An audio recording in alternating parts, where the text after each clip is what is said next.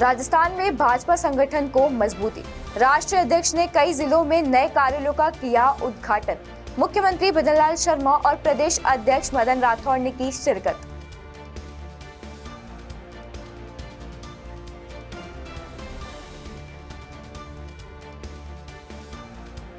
धौलपुर की बसई में लगी आग से मचा हड़कंप।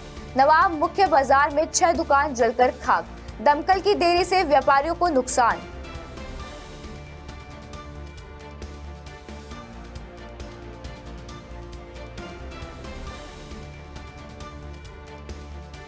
बूंदी जिला अस्पताल का कलेक्टर ने किया औचक निरीक्षण। ओपीडी, आईसीयू और वार्डों का व्यवस्थाओं को जांचा। सफाई व्यवस्था पर लापरवाही देख हुए नाराज।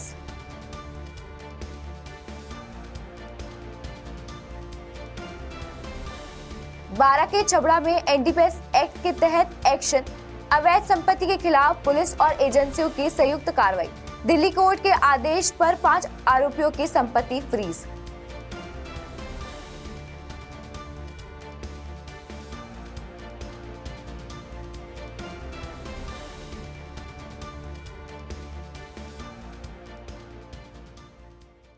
बहुत बहुत स्वागत है आपका न्यूज झाड़ी में। मैं वैदेही भार्गव आपके साथ।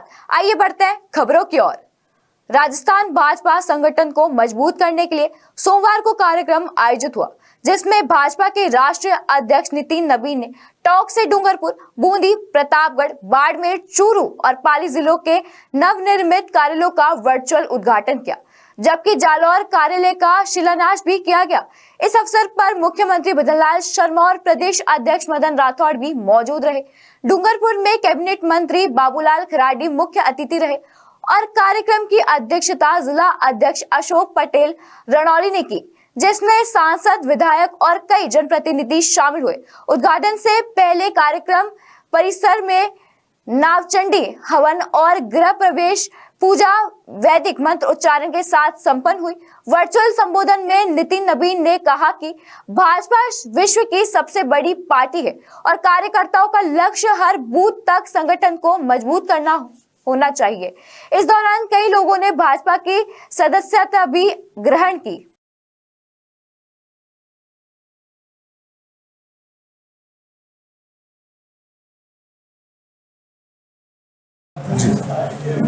आज हमारे राष्ट्रीय अध्यक्ष बनने के बाद में पहली बार राजस्थान आए, पहली बार हमको प्रवास मिला और इसी निमित्त हमारे प्रदेश में जो भारतीय जनता पार्टी कार्यालय बनकर के तैयार थे, उनका आज लोकार्पण किया है। एक कार्यालय के भूमिपूजन भी हुआ है और इन्हीं कार्यालयों से हमारे पार्टी की गतिविधियां, हमारे विचार और हमारे कार्यकर्ता निर्माण का काम इसी कार्यालय से होगा। खबर धौलपुर के उपखंड बसई से है, जहां नवाब के मुख्य बाजार से देर रात भीषण आग लग गई, जिसमें लकड़ी के खोखों में संचालित 5 से 6 दुकानें पूरी तरह जलकर खाक हो गई। घटना के समय क्षेत्र में दमकल की कमी के कारण आग पर समय रहते काबू नहीं पाया गया, जिससे लोगों में नाराजगी देखी गई। ग्रामीण और पुलिस ने मौके पर पहुंचकर बर्तनों में पानी डालकर आग बुझाने का प्रयास किया, लेकिन आग तेजी से फैलने के कारण कोशिश नाकाम हुई। काफी देर के बाद मुख्यालय में दमकल पहुंची, लेकिन तब तक सब कुछ जलकर राख हो गया था।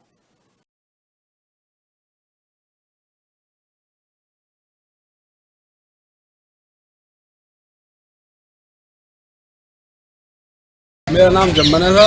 हम रात के 2 बजे वहाँ पता पड़ा है और दमकल आई, तब तक राख हो गई और 5-6 दुकानों में आग लग गई और 1 लाख रुपये का नुकसान हो गया है। कितने खोखों में आग लगी? 5-6 दुकानों में आग लगी। दमकल कब आई? दमकल आई तब राख हो गई। तब कितनी देर बाद? 1-2 घंटा बाद। हाँ बताएं। मैं अशोक त्यागी। बसीनवाम में रात्रि करीबन 2 बजे बिजली के शॉर्ट सर्किट की वजह से भीषण अग्निकांड हो गया था। बहुत सी दुकानें जल गईं और अग्निशामक जो वाहन ना होने के कारण, क्योंकि जिला मुख्यालय से अग्निशामक वाहन आता है, जब तक आग पूरा तरीके से जो दुकानें थी वो जल चुकी थी, तो मैं प्रशासन से मांग करता हूँ कि उपखंड स्तर पर जो अग्निशामक वाहन है उसको उपलब्ध कराएं, जिससे आमजन को परेशानी ना हो, क्योंकि भीषण गर्मी का दौर शुरू हो चुका है। चारों तरफ आगजनी की घटनाएं होने लगती हैं, तो प्रशासन से पुनः यही मांग है उपखंड स्तर पर अग्निशामक यंत्र उपलब्ध कराए जाए। खबर बूंदी से है, जहां जिला कलेक्टर हरफूल सिंह यादव ने सोमवार को जिला चिकित्सालय का निरीक्षण कर OPD, surgical, outdoor, emergency, casualty, dressing room, medical, ICU सहित विभिन्न वार्डों की व्यवस्थाओं का जायजा लिया। निरीक्षण के दौरान शौचालयों में गंदगी और समय पर कचरा न उठने पर उन्होंने नाराजगी जताते हुए सफाई ठेकेदार को नोटिस जारी करने और लापरवाह ठेकेदारों पर कार्रवाई के निर्देश दिए। उन्होंने अस्पताल के बाहर मलबा हटाने, दीवारों पर थूकने वालों पर जुर्माना लगाने और मोर्चरी के बाहर कचरे की नियमित सफाई सुनिश्चित करने को कहा। साथ ही मरीजों की सुविधा के लिए सीएचओ की सिटिंग ऐसी जगह, रजिस्ट्रेशन कक्ष व नेत्र जांच कक्ष को व्यवस्थित करने और टीवी क्लिनिक के बाहर गड्ढे भरवाने के निर्देश भी दिए। साथ ही आरएसआरडीसी के कार्यों की सूची तैयार कर कर्मियों को दूर करने पर जोर दिया। जिला कलेक्टर ने चिकित्सकों और स्टाफ से अपील की कि वे अस्पताल को अपना मानकर पूरी निष्ठा से कार्य करें ताकि मरीजों को बेहतर चिकित्सा सुविधा मिल सके।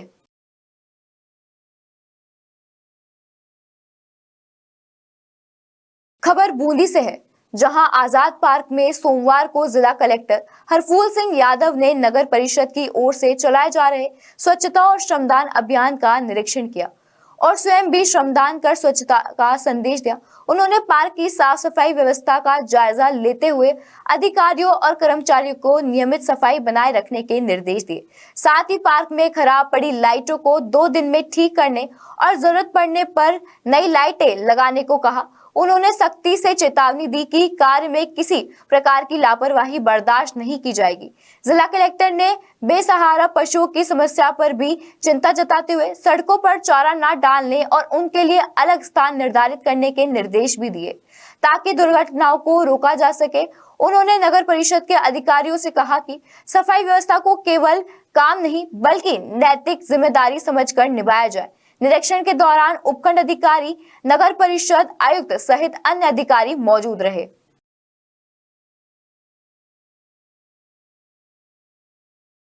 अब खबर बूंदी से है, जहां पर सोमवार को कलेक्ट्रेट सभागार में जिला कलेक्टर हरफूल सिंह यादव की अध्यक्षता में आवश्यक सेवाओं संबंधित साप्ताहिक बैठक आयोजित हुई, जिसमें जिले में पेयजल, बिजली आपूर्ति और चिकित्सा व्यवस्थाओं की समीक्षा बैठक की गई।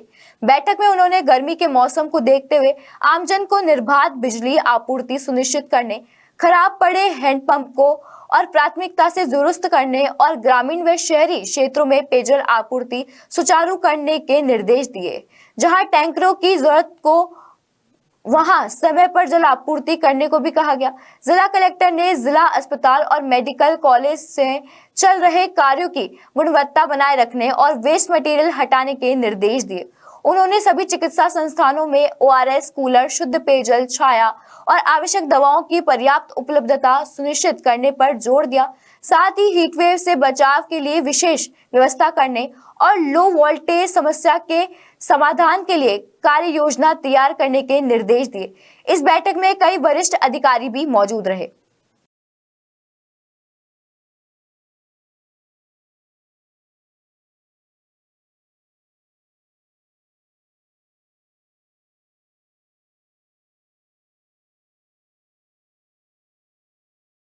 खबर श्रीगंगानगर जिले की रायसिंह नगर से है, जहां सरकारी अस्पताल में बन रहे ट्रॉमा सेंटर का जिला कलेक्टर अमित यादव ने निरीक्षण किया।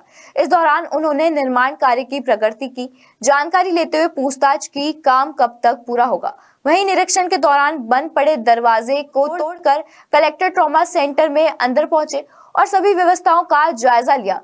चिकित्सा प्रभारी डॉक्टर तेज कुमार शर्मा ने बताया कि ट्रॉमा सेंटर शुरू होने से सड़क दुर्घटना में घायल मरीजों को तुरंत इलाज मिल सकेगा, जिससे उन्हें जिला अस्पताल रेफर करने की मजबूरी कम होगी। उन्होंने कहा कि यह निर्माण कार्य इसी वर्ष पूरा कर दिया जाएगा और आयात स्थिति में मरीजों को तत्काल चिकित्सा सुविधा मिल सकेगी।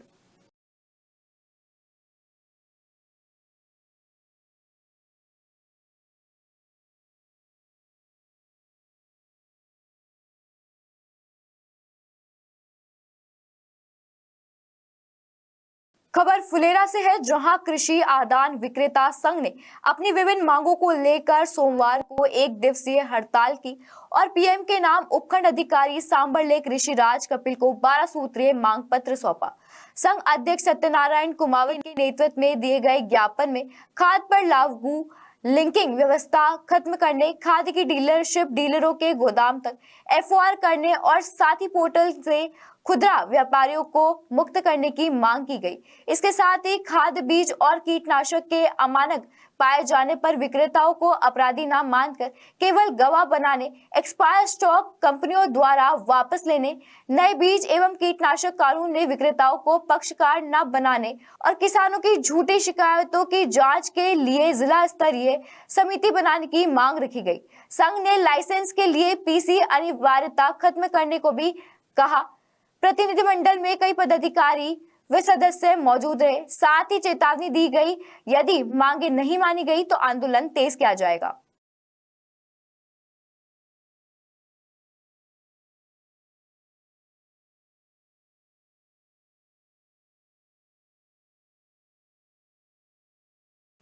खबर दरियावाद से है, जहां कृषि व्यापार संघ ने खाद्य, बीज और कीटनाशक व्यापारियों की विभिन्न समस्याओं को लेकर पीएम के नाम जिला प्रशासन के माध्यम से ज्ञापन सौंपा। संघ ने बताया कि लंबे समय से लंबित मांगों पर अब तक कोई ठोस कार्रवाई नहीं हुई, जिससे नाराजगी बढ़ रही है। जिला अध्यक्ष अमृतलाल बडी ने बताया कि एआईडीए संगठन के जरिए देश भर में इन मुद्दों को लगातार उठाया जा रहा है और इसी के तहत सांकेतिक हड़ताल भी की गई है। ज्ञापन में व्यापारियों को साथी का दर्जा देने, दोषपूर्ण उत्पादों में विक्रेताओं को जिम्मेदार न मानने और लाइसेंस प्रक्रिया को आसान करने की मांग प्रमुख रूप से रखी गई है। साथ ही चेतावनी दी गई कि यदि समाधान नहीं हुआ तो आंदोलन और भी तेज किया जाएगा।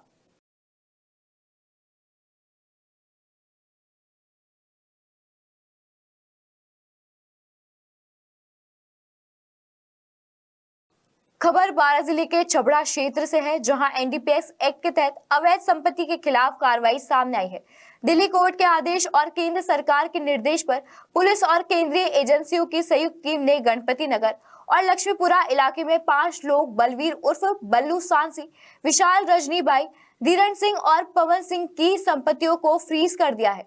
इनमें नई गणपति नगर स्थित 2 मंजिला मकान, 1 कार, 1 मोटरसाइकिल और 2 स्कूटी शामिल है।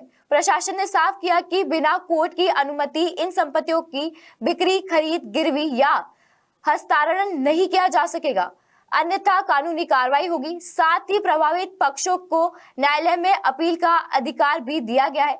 इसे जिले में एनडीपीएस एक्ट के तहत संपत्ति जब्ती की पहली बड़ी और सख्त कार्रवाई मानी जा रही है।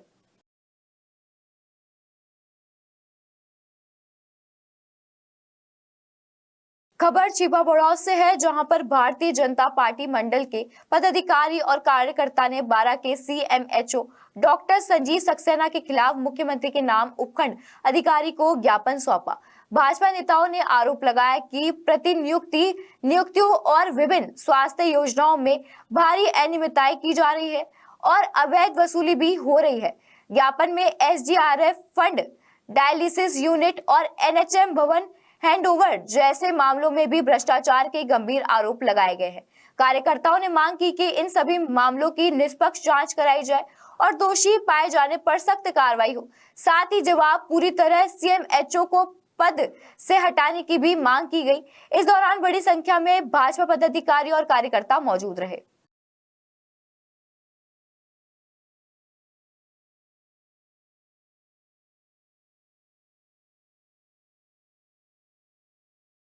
खबर बारां के छबड़ा से है, जहां उपखंड अधिकारी को सौंपे गए ज्ञापन में सीएमएचओ बारां डॉक्टर संजीव सक्सेना पर गंभीर भ्रष्टाचार और अनियमितताओं के आरोप लगाए गए। शिकायतकर्ताओं ने आरोप लगाया कि प्रतिनियुक्ति के नाम पर ग्रामीण क्षेत्रों से शहरी क्षेत्रों में पद स्थापना के लिए 1.5 से 2 लाख रुपए तक की वसूली की जा रही है, जबकि मुख्यमंत्री योजना के तहत नियुक्तियों में भी पैसों के लेन देन की बात कही गई है।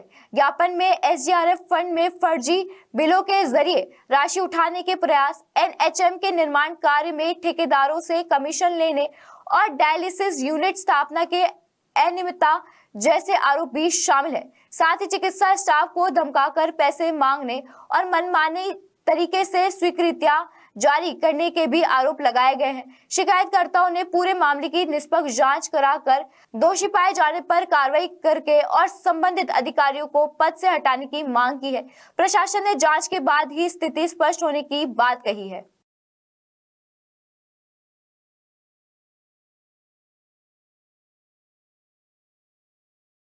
आज जो जिले का मुख्य चिकित्सा अधिकारी है संजीव सक्सेना, उसके ऊपर भ्रष्टाचार के बहुत सारे आरोप हैं और पूरे ज़िले की जनता और ज़िले के चिकित्सा अधिकारी, चाहे डॉक्टर्स हो, नर्सिंग कर्मी हो, संविदा कर्मी हो या कोई लैब टेक्नीशियन हो, डिपार्टमेंट के सभी कर्मचारी अधिकारी सभी उससे पीड़ित हैं।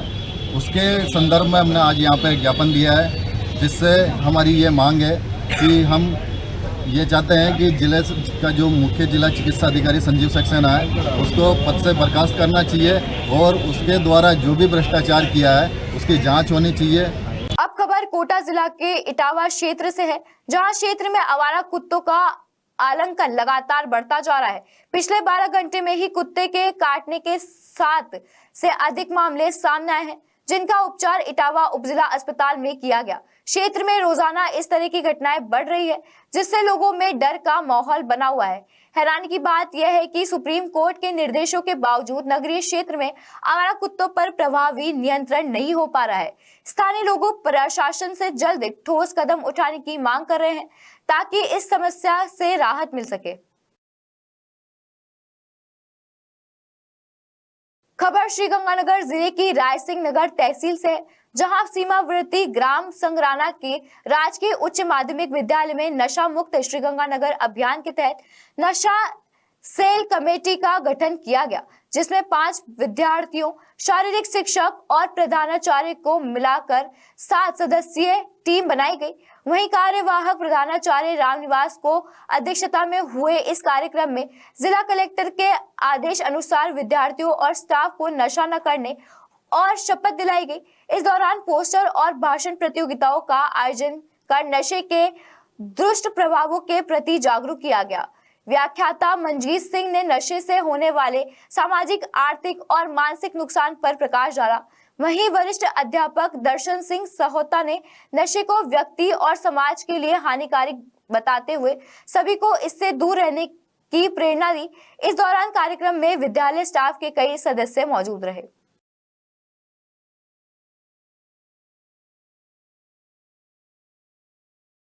खबर श्रीगंगानगर जिले की सूरतगढ़ तहसील से है, जहां पर सोमवार को अखिल भारतीय सफाई मजदूर कर्मचारी संघर्ष समिति का संघर्ष सफल रहा, जिसके बाद सफाई कर्मचारियों को कचरा उठाने के लिए हाथ रिहादियां वितरित की गई।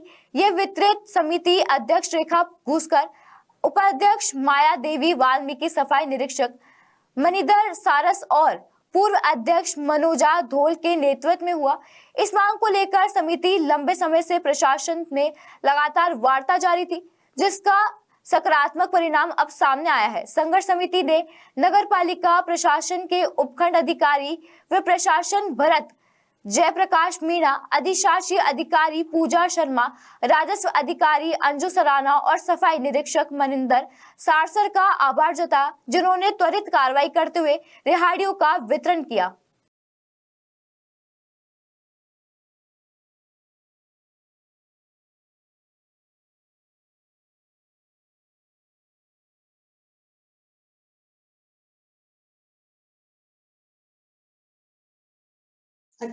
अखिल भारतीय सफाई मजदूर संघर्ष समिति में रेखा गुस्सर। आज हमने रेडी की मांग जो रेडी है, जो आज हमने सफाई कर्मचारियों को दिलवाई है, इससे 6 महीने से हम लगातार प्रशासन से बात कर रहे थे। 3 दिन पहले मैंने ये ज्ञापन दिया, उस पर तुरंत प्रभाव से कार्रवाई और आज सफाई जो 100 रेडियां हमें उपलब्ध कराई गई है, उसमें महिलाओं में खुशी की बात है। वो कहते भी इतनी दिक्कत हो रही थी हमें कचरा उठाने में। आज पूजा मैडम और नगर पालिका के जो भी अधिकारी है, उनको मैं धन्यवाद करती हूँ कि उन्होंने मेरे इस लेटर पैड पर कार्रवाई की है और अपने सभी कर्मचारियों की बात सुनी। खबर डूंगरपुर से है, जहां शहर के वरदान किड्स स्कूल में रिडिप की CAPP द्वारा जल संरक्षण को लेकर जागरूक कार्यक्रम आयोजित किया गया। अधिशासी अभियंता हंसराम मीणा के मार्गदर्शन में हुए इस कार्यक्रम का उद्देश्य बच्चों को पानी के महत्व के प्रति संवेदनशील बनाना था।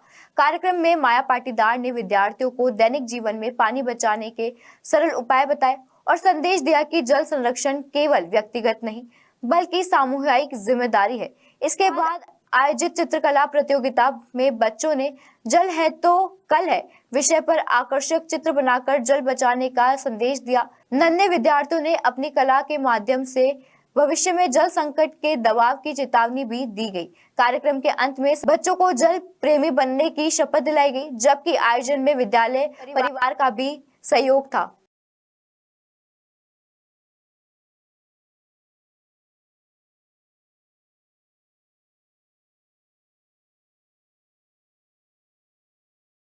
झालावाड़ के राजकीय उच्च माध्यमिक विद्यालय तोपखाना में आरोग्य भारती के तत्वाधान में प्रश्न उत्तरी प्रतियोगिता का आयोजन कर विजेता विद्यार्थियों को पुरस्कार वितरित किए। इस अवसर पर आरोग्य भारती के संयोजक एवं डाइट के उप प्राचार्य सुरेंद्र जैन ने विद्यार्थियों को स्वस्थ जीवन शैली और जैन धर्म के अहिंसा आधारित विचारों की जानकारी दी। प्रधानाचार्य पूनम सेंगर ने छात्र जीवन में स्वास्थ्य और अनुशासन के महत्व पर प्रकाश डाला।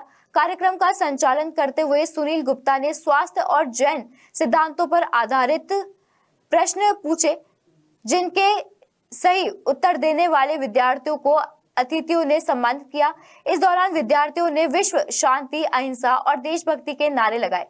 कार्यक्रम में उप प्रधानाचार्य प्रदीप कुमार शर्मा सहित कई शिक्षक और स्टाफ उपस्थित रहा।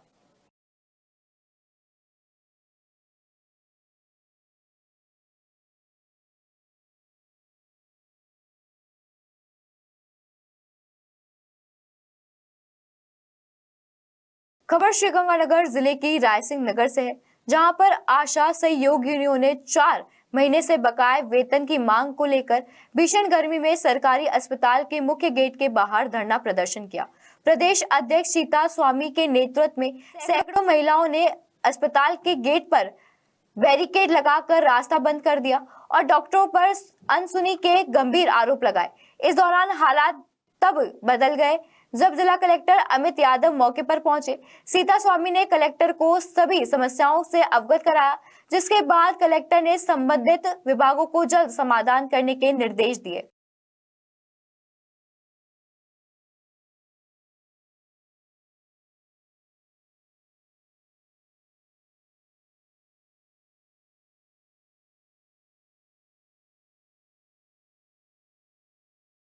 खबर बाड़मेर जिले के सेडवा क्षेत्र से है, जहां सलारिया गांव से हज यात्रा पर जा रहे यात्रियों के काफिलों में जयपुर हज हाउस में एक बेहद भावुक दृश्य देखने को मिला।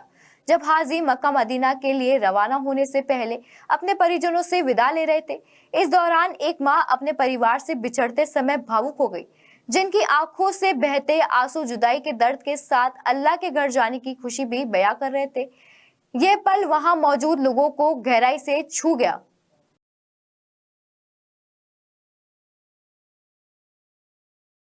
खबर प्रतापगढ़ के दरियावाद से है, जहां पर गौ माता के संरक्षण को लेकर चल रहे जन जागरण अभियान के तहत शहर में विशाल रैली निकाली गई, जिसमें बड़ी संख्या में गौ रक्षक, समाज सेवी, हिंदू संगठन और आमजन शामिल हुए। ये रैली नया बस स्टैंड स्थित नसीवा मंदिर से शुरू होकर कबूतर खाना, रावला चौक, सदर बाजार, सुभाष चौक और उदयपुर रोड होते हुए उपखंड कार्यालय पहुंची, जहां राष्ट्रपति के नाम ज्ञापन सौंपा गया। ज्ञापन में गौवंश सुरक्षा के लिए सख्त केंद्रीय कानून बनाने और गौपालन मंत्रालय की स्थापना की मांग रखी गई।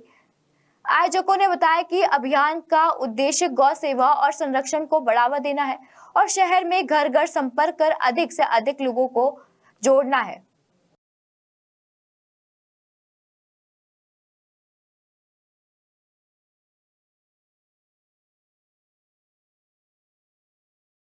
खबर बालोतरा के बाइटू से है, जहां गौ सम्मान अभियान के तहत संघ हरिजन महाराज और महंत भैर भारती महाराज के सानिध्य में एक रैली निकाली गई। जब रैली हनुमान मंदिर से शुरू होकर उपखंड मुख्यालय पहुंची, जहां प्रदर्शनकारियों ने एसडीएम को राष्ट्रपति और प्रधानमंत्री के नाम ज्ञापन सौंपा। ज्ञापन में देश भर में गौ हत्या का पूर्ण प्रतिबंध लगाने और गौ माता को विशेष दर्जा देने की मांग की गई। इस मौके पर नंदकिशोर तापड़िया, सत्यनारायण मेवाड़ा, किशनलाल जी नगर सहित बड़ी संख्या में गौ भक्त और मातृशक्ति मौजूद रही।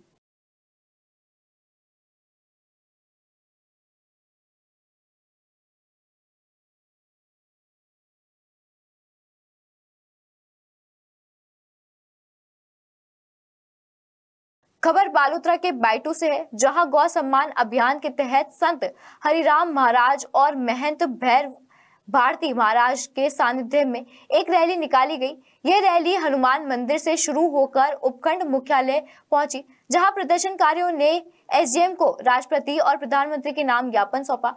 ज्ञापन में देश भर में गौ हत्या पर पूर्ण प्रतिबंध लगाने और गौ माता को विशेष दर्जा देने की मांग की गई। इस मौके पर नंदकिशोर ताड़िया, सत्यनारायण मेवाड़ा, किशनलाल जिनगर सहित बड़ी संख्या में गौ भक्त और मातृशक्ति मौजूद रही।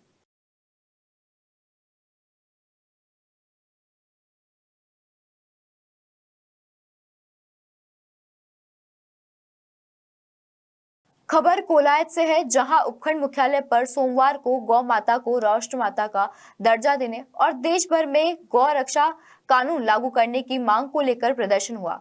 संत सच्चिदानंद महाराज के सानिध्य में बड़ी संख्या में गौ भक्त, साधु संत, सामाजिक कार्यकर्ता और ग्रामीण रैली के रूप में उपखंड कार्यालय पहुंचे और जोरदार नारेबाजी की। इस मौके पर प्रदर्शनकारियों ने राष्ट्रपति, पीएम और सीएम के नाम ज्ञापन सौंपकर गौवंश की सुरक्षा के लिए कठोर कानून बनाने, गौ हत्या पर पूर्ण प्रतिबंध लगाने और गौशालाओं को पर्याप्त सरकारी सहायता देने की मांग रखी गई। इस दौरान संत सच्चिदानंद महाराज ने कहा कि गौ माता भारतीय संस्कृति और ग्रामीण अर्थव्यवस्था की आधार है और इसे राष्ट्रमाता का दर्जा मिलना चाहिए। उन्होंने सरकार से इसे राष्ट्रीय जिम्मेदारी मानकर ठोस नीति बनाने की अपील की।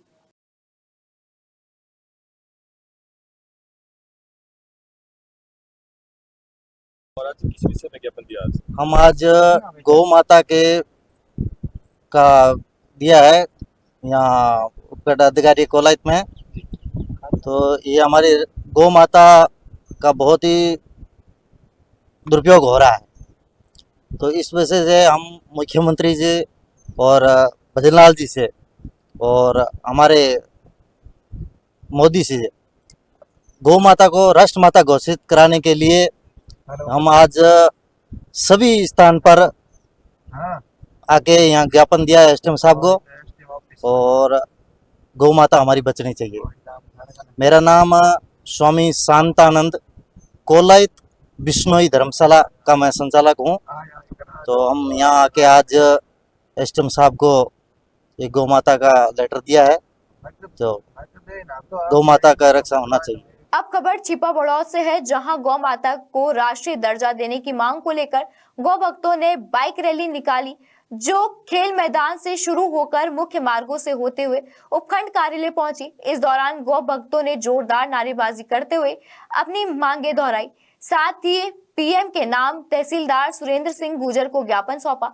ज्ञापन में गौ माता की सेवा, सुरक्षा और सम्मान सुनिश्चित करने के लिए केंद्रीय स्तर पर सख्त कानून बनाने और अलग गोपालन मंत्रालय स्थित करने की मांग की गई। गौ भक्तों ने कहा कि गौ माता भारतीय संस्कृति और आस्था का आधार है, इसलिए उनके संरक्षण के लिए प्रभावी नीति और मजबूत कानून जरूरी है।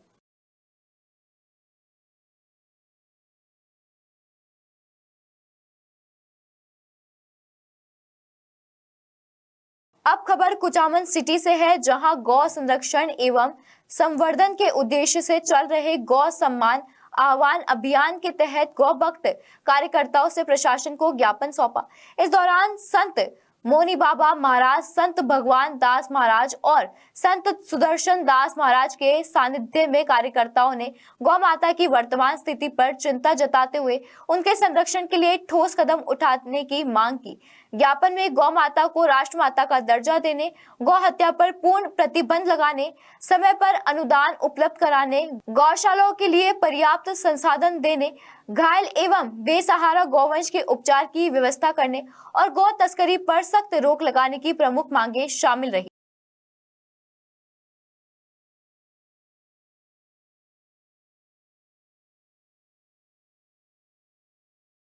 बीकानेर में गौ सम्मान यात्रा निकाली गई, जिसमें राष्ट्रीय संत सरजू दास महाराज ने कहा कि पूरे देश में गौ सम्मान अभियान चल रहा है और उसी के तहत बीकानेर में 31,000 लोगों के हस्ताक्षर के साथ ज्ञापन राष्ट्रपति, प्रधानमंत्री, राज्यपाल और मुख्यमंत्री को सौंपा गया।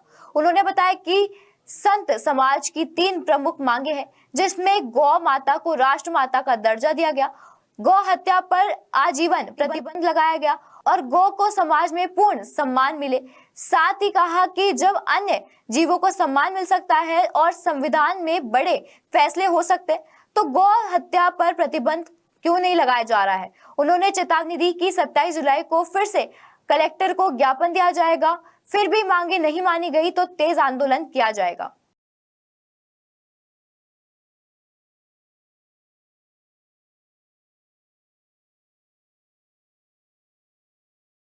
सम्मान अभियान पूरी भारत में जो चल रहा है, उसी की धर्म में से बीकानेर तहसील में जिन 9 तहसीलों में दिया है।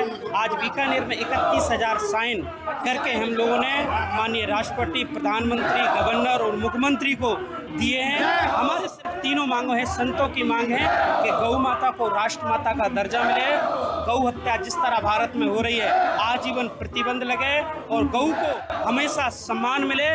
संस्कृति के साथ, सनातन के साथ जब शेर को सम्मान मिल सकता है, मोर को सम्मान मिल सकता है, 370 हट सकती है, तो इस भारत की भूमि से गौ हत्या प्रतिबंध क्यों नहीं लग सकती। इसलिए हमसे निवेदन है, प्रार्थना कर रहे हैं सरकार से, ये हमारी मांग पूरी। खबर श्रीगंगानगर जिले की रायसिंह नगर से है, जहां गौ सम्मान आह्वान अभियान के तहत भव्य रैली निकाली गई, जिसमें पूर्व नगर पालिका अध्यक्ष मनीष कौशल ने बताया कि गौ माता को राष्ट्रीय सम्मान मिलना चाहिए और इस मांग को लेकर राष्ट्रपति के नाम ज्ञापन भी प्रशासन को सौंपा गया। रैली में एक रथ पर भगवान विष्णु और माता पार्वती की मूर्तियां सजाई गई, जबकि आगे चल रहे रथ पर गौ माता की प्रतिमा आकर्षण का केंद्र बनी रही।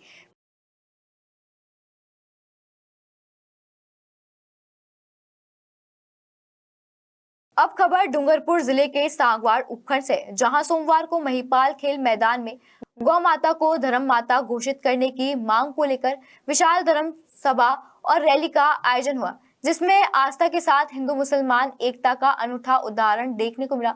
सभा के बाद निकली रैली में हजारों लोग तख्तियां और नारे लेकर शामिल हुए, जिनमें गौ हत्या पर रोक और गाय को राष्ट्रमाता का दर्जा देने की मांग प्रमुख रही।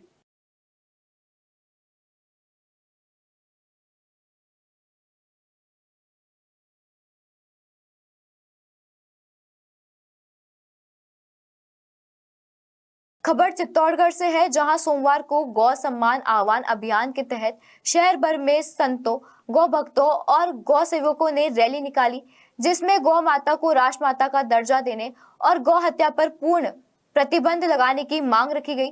सुभाष चौक से सुबह 9:30 बजे शुरू हुई यह अभियान रैली संकीर्तन और जन जागरण के माध्यम से एसडीएम कार्यालय पहुंची, जहां 21,000 हस्ताक्षरों और 40 मांगों वाला ज्ञापन राष्ट्रपति, प्रधानमंत्री, राज्यपाल और मुख्यमंत्री के नाम संतों के माध्यम से सौंपा गया।